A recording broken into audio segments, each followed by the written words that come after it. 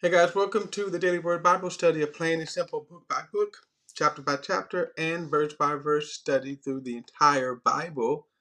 Currently, we are in Matthew chapter 5, and we're talking about the Sermon on the Mount.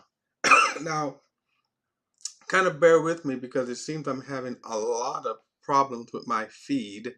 So I just don't know what's kind of going on with this here. So bear with me because I'm going to say, okay, I think I'm online right now. All right. I think I'm online. Like I said, I've been having a lot of problems for some reason with my feed. Uh, so, um, I guess I'm going to say here, I'm hoping I'm online here, but all right, I'm going to move on though, because, again, I'm just having a lot of problems with my kind of feed here. All right. So, um, I'm going to continue on anyway. All right. So as I said, this is a plain and simple verse by verse study through the entire Bible. We are in the Gospel of Matthew and we are in chapter 5. And so I'm going to get right to it. This, as we come to what is popularly known as the Sermon on the Mount, okay? The Sermon on the Mount.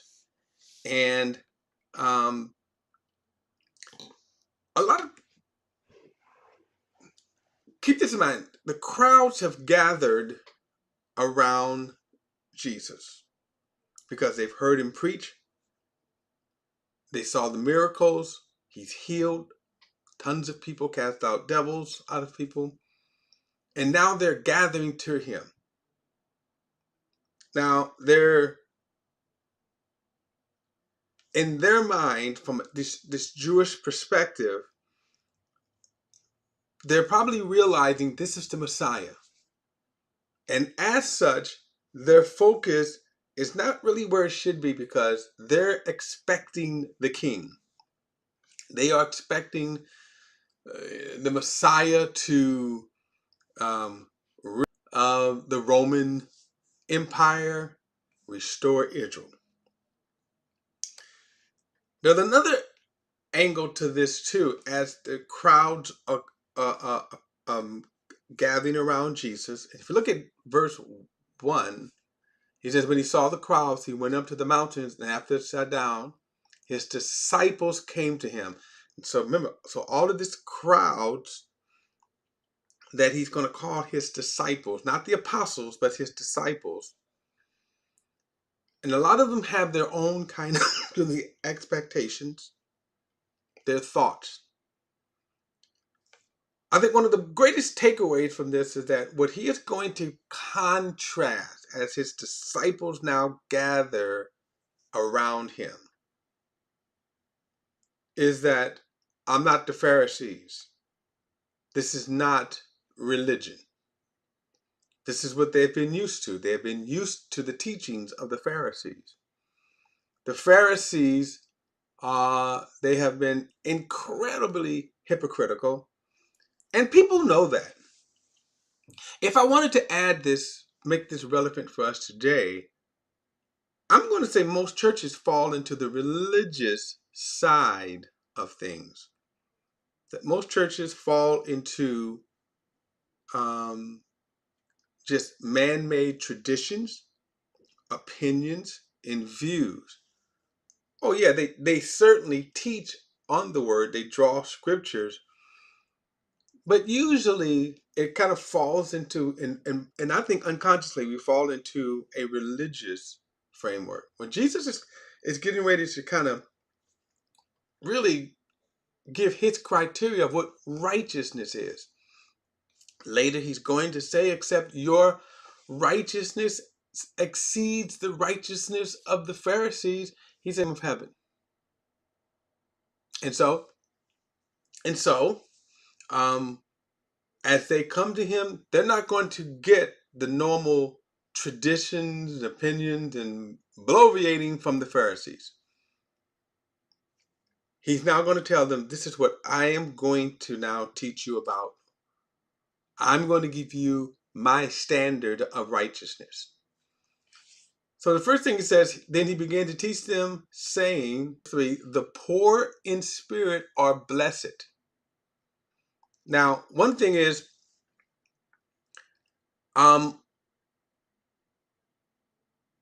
some people will take the teachings of Jesus or the stories of Jesus and sort of make them out of their social construct.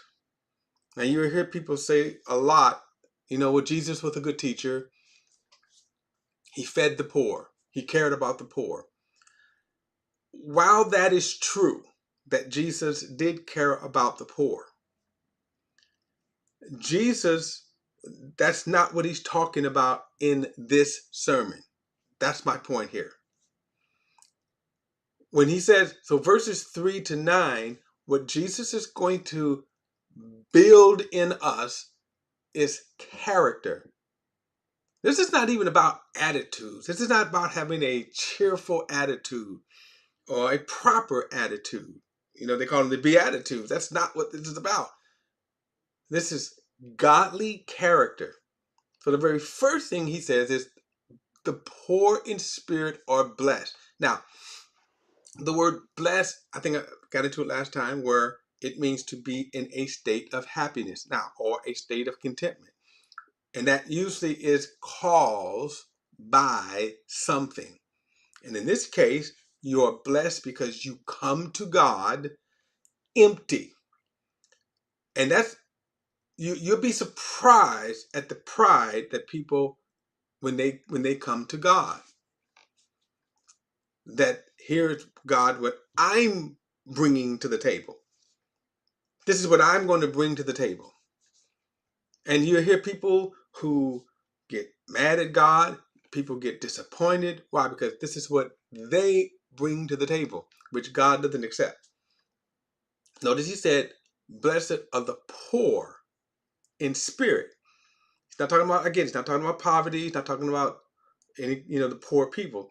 But he's saying your character should be, when you come to God, blessed are the poor. You're empty. I have nothing to give God. He says, for theirs is the kingdom of heaven.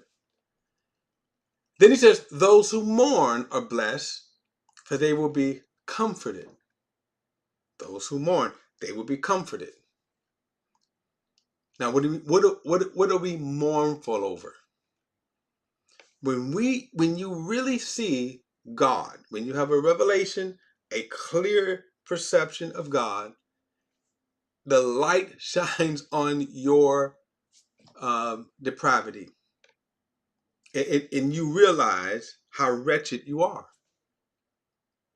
He says, but you will be comforted. But look at this, verse 5.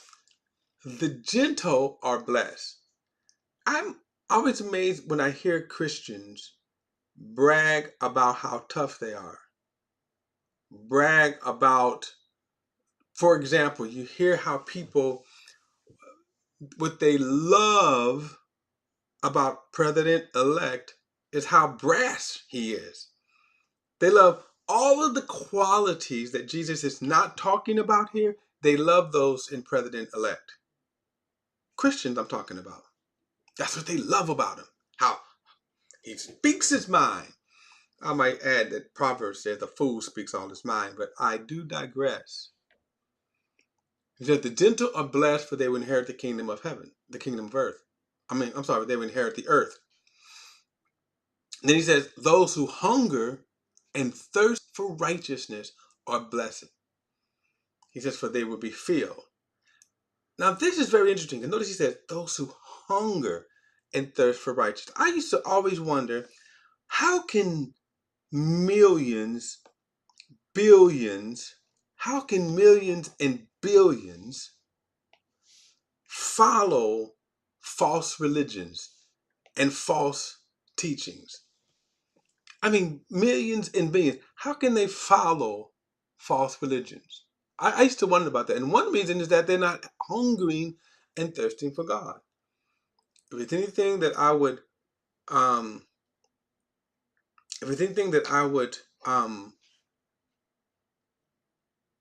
exhort with people, then I would say the one thing I would exhort is make the one thing that you should seek above everything else is seek God more than anything else. Seek, hunger for Him. Don't settle for being a part of the latest fad, Christian fad, or what you think is a religious fad. Because oftentimes those in false religions, they follow,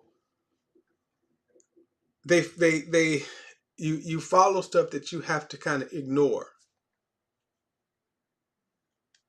So he says, those who hunger and thirst for righteousness, not for traditions and of men. And then he says, for they will be filled.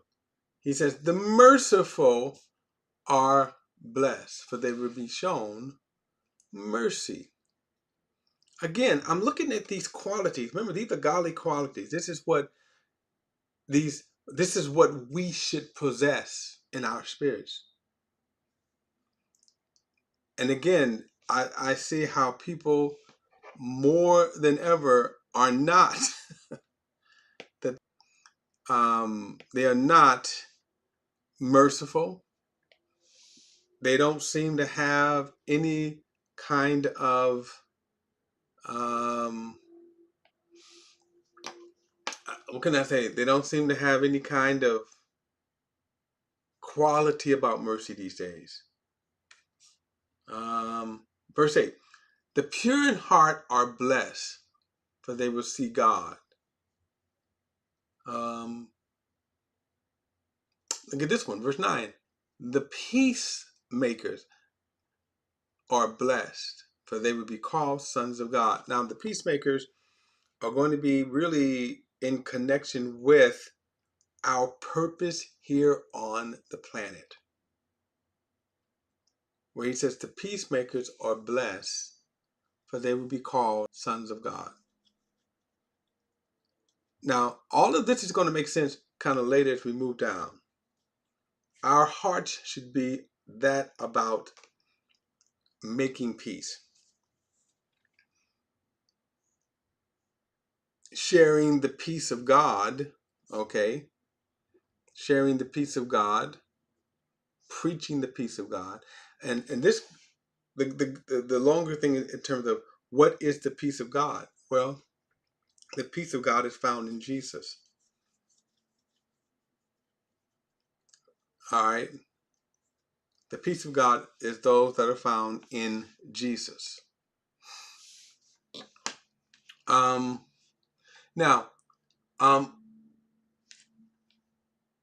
keep this in mind. What Jesus is preparing his disciples for is what is it going to take to be his disciples. Now, just in this, to me, he contrasts against a lot of religious attitudes that we see today. Just think about what has transpired. Just think about what has transpired in the election. How Christians have acted. What Christians have spoken. Now, just look at that. Just pose to character be. Now, also keep this in mind. He's just in talking about what righteousness is, what his godly character is. He starts with us and our character, our spirits. So before he ever sends his disciples out, the first thing he says, let's get you straight. Right? Let's get you straight. Let's get you with the right heart. What kind of character should we possess to be Jesus' disciples? And that starts with those qualities. And as we learned of him, then Now, you can understand why the early disciples and Christians, and we're going to get to suffering next time, but then you will understand why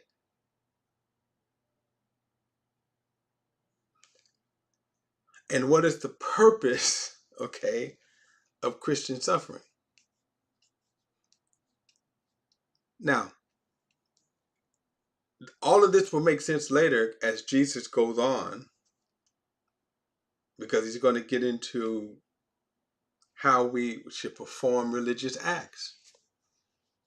But the very first thing is what is going to be stark differently than just, say, me being a part of a religious society. Believe it or not, religion can be so selfish, okay, that religion can be really, really selfish. Because think about it, you go, when you are religious, you're in it for what you think you're going to be. Let me give you an example. Jehovah's Witnesses, they knock on your door. And they will tell you that they're knocking on your door to share the good news of the kingdom for you. And they are doing that according to what they have been programmed to think. But you know, the greater reason why they are knocking on your door is because they want to earn points to go to heaven. So in other words, if they could go to heaven without knocking on your door, they wouldn't knock on your door. So that's again that now same thing with a lot of Christians. Why do we go to church every Sunday? We go to church to get our fill. We go to church or we do acts because we think it's going to directly benefit us.